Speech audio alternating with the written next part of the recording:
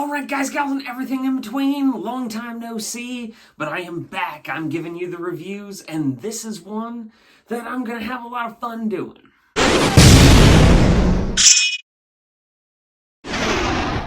Alright guys, gals, and everything in between, I'm here today to review for you Hate to Love Nickelback. So Hate to Love Nickelback is the story of Nickelback. There is a documentary that they made, and while I was at a Nickelback concert, incidentally in Tulsa, they were filming part of it and said, "Who wants to be in the movie?"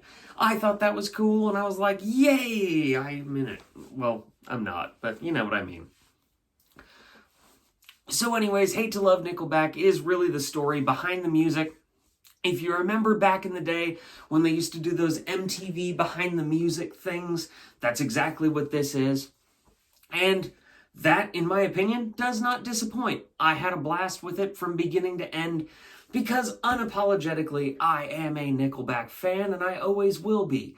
So seeing how they started, their origins, the bond and the family dynamic, I really found appreciative. I really found it interesting.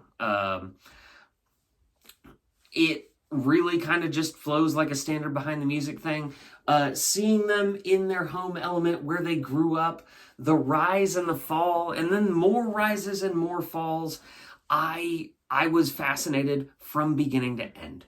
And that's coming from a fan, of course, not from a person who isn't a fan. I think that people who aren't into Nickelback could find this interesting. I think this is more a love letter for fans of the band than it is not. So there is that. The one detractor is it really does go deep into like lore, I guess, of the band. They get very meta, which I found deeply entertaining. And I appreciate that about the band. And they show how unapologetically, like, they are self-aware of the meme culture that came around with them. And I found all that interesting. And watching their motivation, how they are unapologetically them is just, rule of thumb, a really good way to live life, and I found it very inspirational and uplifting in a way, and so I enjoyed that deeply. Again, I don't think this is gonna win people who aren't fans of the band over and be like, now I'm a fan of the band, but I mean, I think it is possible. But it's mostly a love letter to the fans, so there's not really too much to say about this film other than that. But it was, of course, a well-made documentary. It was well shot. I think they got really good intimate moments with the band. And one of the running motifs throughout this thing is they're just playing a game of pool, and they're talking while they're playing a game of pool, which gave it this very casual, relaxed vibe of them telling their story. And I deeply enjoyed that. It was just simple, but it was just enough of an effective note to leave an impact, in my opinion. That, all in all, I should say, it is a very enjoyable time. Hate to Love is a fun, like, hour 40-minute long documentary, essentially a VH1 behind the music docuseries.